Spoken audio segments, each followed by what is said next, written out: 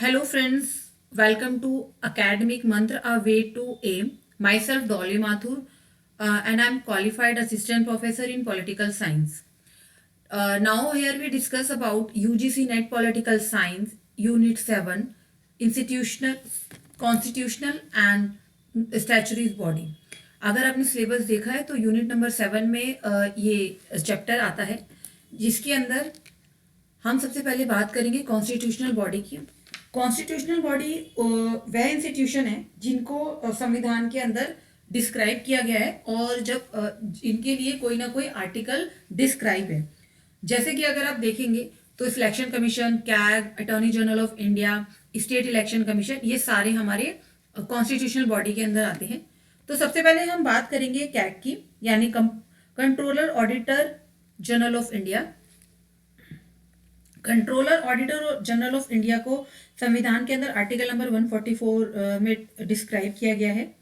इसे भारत में लेखा परीक्षण और लेखा विभाग का मुखिया भी कहा जाता है, यानी कि ये head of the Indian audit and account department होते हैं। इन्हें गार्डियन कहा जाता है पब्लिक पर्स का। इनका 6 साल का टेन्योर होता है और 65 ईयर्स होता है।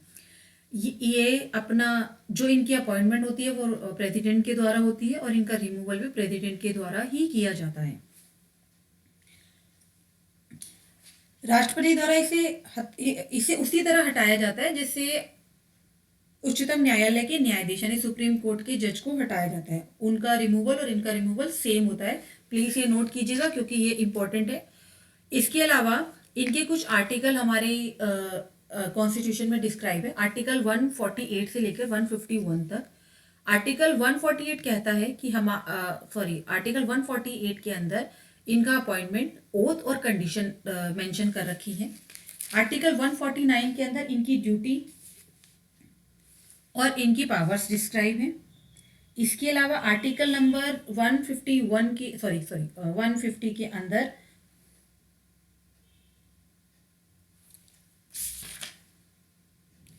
इनको संघ और राज्य यानी कि स्टेट्स और यूनियन के जो अकाउंट्स होते हैं, लेखे होते हैं, उनके रिगार्डिंग क्या एडवाइस दे सकते हैं वो मेंशन है। आर्टिकल नंबर 151 के अंदर यह मेंशन है कि रिपोर्ट सबमिट करते हैं प्रेसिडेंट को और प्रेसिडेंट पार्लियामेंट में इस रिपोर्ट को प्रेजेंट करते हैं। ये प्लीज नोट कीजिएगा। कैग कभी भी अपनी रिपोर्ट डायरेक्ट पार्लियामेंट में नहीं दे सकते, वो पहले प्रेसिडेंट को देंगे, प्रेसिडेंट अपनी रिपोर्ट आगे सबमिट करेंगे। इसके अलावा बी आर अम्बेडकर ने ये कहा है कि कैग बहुत ही इम्पोर्टेंट ऑफिसर होता है हमारे कॉन्स्टिट्यूशन के अंदर। और सबसे मेजर जो कि PYQ भी है, प्लीज आप नोट कीजिएगा। पॉल एपलवी ने यहाँ मेंशन स्पेशली कैग के पोस्ट को क्रिटिसाइज किया है। पॉल एपलवी ने भारतीय प्रशासन में 2 रिपोर्टों में कैग की भूमिका को काफी क्रिटिसाइज किया है। इसके अलावा पॉल एपलवी के अकॉर्डिंग कैग को जो ऑडिट परीक्षा है उसको मुक्त कर देना, मतलब उस पोस्ट को ही खत्म कर देना चाहिए। तो कैग के बाद हम आगे बढ़ते हैं अटॉर्नी जनरल ऑफ इंडिया पे। अटॉर्नी जनरल ऑफ इंडिया जो होते हैं वो भारत के यानी कि भारत के लीगल एडवोकेट होते हैं जो इंटरनेशनल लेवल पे इंडिया को रिप्रेजेंट करते हैं। अटॉर्नी जनरल ऑफ इंडिया का जो आर्टिकल आता है उससे आर्टिकल आता है 76। ये देश के सर्वोच्च कानून अधिकारी होते हैं, यानी कि हाई, जैसे कि अभी मैंने आपको बताया। इसके अलावा अटॉर्नी जनरल ऑफ इंडिया की अपॉइंटमेंट प्रेसिडेंट के द्वारा होती है और रिमूवल भी उन्हीं के द्वारा होता है। इनका कोई टेन्योर नहीं होता, ये सिर्फ प्रेसिडेंट के प्लेजर पे के अकॉर्डिंग काम करते हैं। तो इनका रिमूवल भी और इनका अपॉइंटमेंट भी और ड्यूरेशन भी वो प्रेसिडेंट के अकॉर्डिंग ही किया जाता है। जैसे अटॉर्नी जनरल ऑफ इंडिया होते हैं वैसे ही सेम हर स्टेट के अंदर एक एडवोकेट जनरल होती है जिनका आर्टिकल डिफाइन है 165, जो कि हर स्टेट के लॉयर ऑफ द स्टेट होते हैं। अब हम इसके आगे नेक्स्ट बढ़ते हैं। नेक्स्ट आता है हमारे पास Election Commission of India. Election Commission of India, इसका हमारे पास एक आर्टिकल डिफाइंड है जिसका आर्टिकल आता है 324 से लेके 329 तक। इलेक्शन कमीशन ऑफ इंडिया को, इलेक्शन कमीशन का जो इस्टेब्लिशमेंट हुआ था वो 25 जनवरी 1950 को हुआ था। और जैसे कि आप जानते हैं ये election commission Lok Sabha, Rajya Sabha, state legislative assembly, president and vice president के इलेक्शन कंडक्ट करवाते हैं। इसके अलावा यहाँ स्पेशल नोट डालिएगा, इलेक्शन कमीशन पंचायत के इलेक्शन नहीं कराते, वो स्टेट लेवल पे चले जाते हैं। Article number 3 to 4, article number 3 to 4 ये डिफाइन करता है कि कॉन्स्टिट्यूशन की रिस्पॉन्सिबिलिटी इलेक्शन कमीशन की जो डायरेक्शन और कंट्रोल की होती है वो आर्टिकल नंबर 3 to 4 के अंदर डिफाइन है। सेम उसके बाद नेक्स्ट पे बढ़ते हैं, आर्टिकल नंबर 3 to 4 के बाद article number 3 to 5। Article number 3 to 5 कहता है कि किसी को भी धर्म, जाति, जेंडर के आधार पर कोई भी डिस्क्रिमिनेशन नहीं किया जाएगा वोटिंग के अंदर। उसके अलावा उसके बाद नेक्स्ट आता है 3 to 6। आर्टिकल नंबर 3 to 6 कहता है election to the Lok Sabha and the legislative assembly of each state will be on the basis of adult suffrage. Adult suffrage आप समझते होंगे, 18 वर्ष से ऊपर। उसके बाद नेक्स्ट आता है article number 3 to 7, power of parliament to make law with the respect of election by legislature. फिर आर्टिकल नंबर 3 to 8 आता है, power of legislature of the state to make law for its election. और article number 3 to 9, bar for interference by court in election matters आता है। इसके अलावा ना एक बहुत ही इंपॉर्टेंट है जो आपको इस वीडियो के पीडीएफ में, सॉरी इस वीडियो की स्लाइड्स में नहीं दिख रहा है। इलेक्शन कमीशन का 1950 से 15 अक्टूबर 1989 तक निर्वाचन, जो भी इलेक्शन कमीशन है वो एक single body, single member body थी, मतलब एक सदस्यीय निकाय था जिसको केवल मुख्य निर्वाचन अधिकारी होते थे, यानी सिर्फ मुख्य आयुक्त होते थे। और उस टाइम पर मत देने की जो न्यूनतम आयु थी वो 21 से 18 वर्ष करने के बाद, यानी कि उससे पहले 21 वर्ष थी। और आपको पता है कि 1989 में उसके बाद ये 18 हो गई थी। तो 16 अक्टूबर 1989 को प्रेसिडेंट ने एक आयोग, उन्हें लगा कि आयोग के अंदर काम का वर्कलोड इंक्रीज हो गया है, तो 2 अन्य निर्वाचन आयुक्तों को नियुक्त किया गया, जिसके बाद आयोग में बहु सदस्य यानी कि मल्टीपल 3 मेंबर्स बॉडी हो गई, जिसमें 3 निर्वाचन आयुक्त हो गए, एक मेन और बाकी 2 और मेंबर्स। फिर 1990 के अंदर 2 निर्वाचन आयुक्त के जो उन्होंने क्रिएट किया था 1989 के अंदर, उसको रिमूव कर दिया गया। इसी तरह से फिर 1993 में जो रिमूव करे हुए 2 पोजीशन थी वो वापस दोबारा निर्वाचन आयुक्त 2 नियुक्त और किए गए।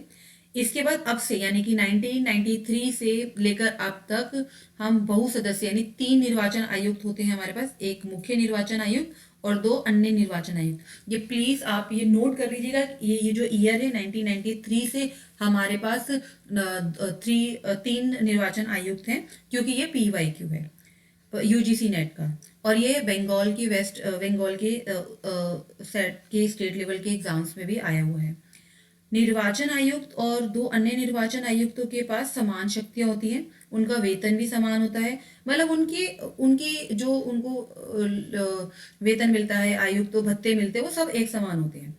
सर्वोच्च न्यायालय के न्यायाधीशों के समान होते हैं, और जो आयुक्त होता है उसके जो भत्ते होते हैं वो सर्वोच्च न्यायालय के आयुक्तों के बराबर होते हैं। जो इनका कार्यकाल होता है वो 6 वर्ष का होता है, और इनकी जो एज फैक्टर होता है वो 65 ईयर्स का होता है। होप आपको यहाँ तक सब कुछ समझ आ गया होगा। और ये किसी भी समय अपना त्यागपत्र दे सकते हैं, और ये कार्यकाल समाप्त होने से पूर्व भी हटाए जा सकते हैं। ये किसी भी समय अपना त्यागपत्र दे सकते हैं, और ये इनका कार्यकाल पूर्व होने से पहले भी इनको हटाया जा सकता है। होप आपको इलेक्शन कमीशन बहुत अच्छे तरीके से क्लियर हो गया होगा। अगर आपको कोई डाउट है तो आप उस डाउट को नीचे कमेंट बॉक्स में भी मेंशन कर सकते हैं। नेक्स्ट आता है फाइनेंस कमीशन। फाइनेंस कमीशन की अगर बात करते हैं तो फाइनेंस कमीशन का आर्टिकल आता है 280। यह इसके अंदर एक अध्यक्ष होता है और 4 अन्य मेंबर होते हैं, इनकी भी नियुक्ति राष्ट्रपति के द्वारा होती है।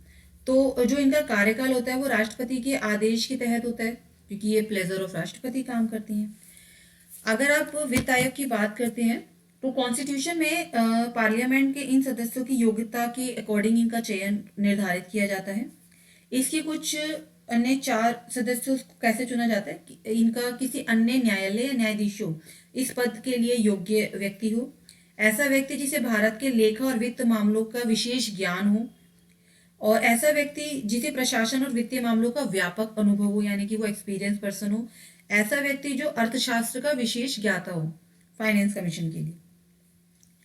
इसके अलावा इनके जो मेजर कार्य है, इनकी जो काम करते हैं, इनकी जो वो है, ये स्टेट और जो यूनियन के बीच में जो टैक्सेशन होता है उन और राज्यों के बीच में जो होता है उनका आवरण, मतलब उनको बांटते हैं।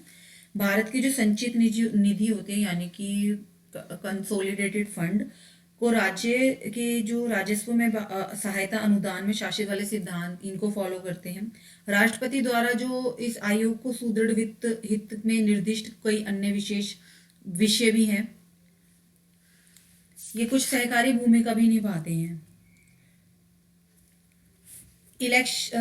फाइनेंशियल कमीशन के बाद हम नेक्स्ट अपने कॉन्स्टिट्यूशनल बॉडी पर आते हैं। वैसे तो goods and service tax council भी आपकी कॉन्स्टिट्यूशनल बॉडी है। National commission for scheduled caste, national commission for scheduled tribes. National commission for scheduled caste का जो आर्टिकल है वो 338 है।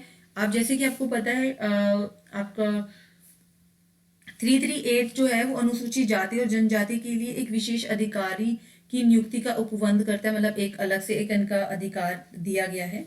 इसके अलावा शेड्यूल्ड ट्राइब यानी कि national commission for scheduled tribe article number 338A mention करता है नामक 2 नए आयोग बनाए गए थे। ये आयोग 2003 में 89th कॉन्स्टिट्यूशन अमेंडमेंट में हुआ था।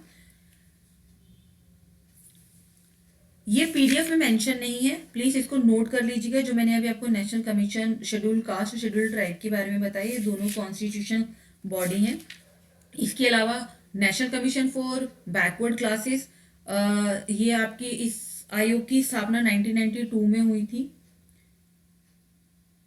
और ये सुप्रीम कोर्ट ने केंद्र सरकार को जो बैकवर्ड क्लासेस थी उनकी सूची में शामिल करने के लिए मेंशन किया था।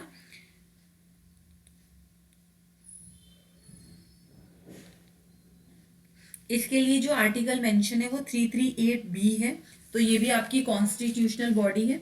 यहीं पर हम अपनी कॉन्स्टिट्यूशनल बॉडी को कंप्लीट करते हैं और अब अपनी नेक्स्ट स्टैचुरी बॉडी पे कन्वर्ट होते हैं। स्टैचुरी बॉडी वो होती है जो किसी एक्ट के थ्रू आई होती है। किसी एक्ट, पार्लियामेंट में एक एक्ट पास हुआ है, उससे स्टैचुरी बॉडी बनती है। जैसे सेबी है, सेबी एक्ट 1992 में आया था। फिर नेशनल ह्यूमन राइट्स है जो 1993 में आया था। नेशनल कमीशन फॉर वुमेन्स है जो 1990 में आया था।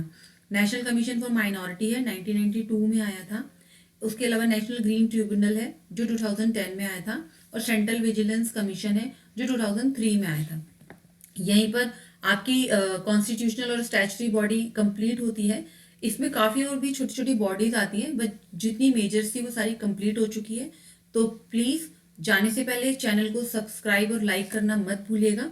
इसके अलावा अगर आपका कोई डाउट है तो आप उसको कमेंट सेक्शन में मेंशन कर सकते हैं। Thank you so much. Thank you.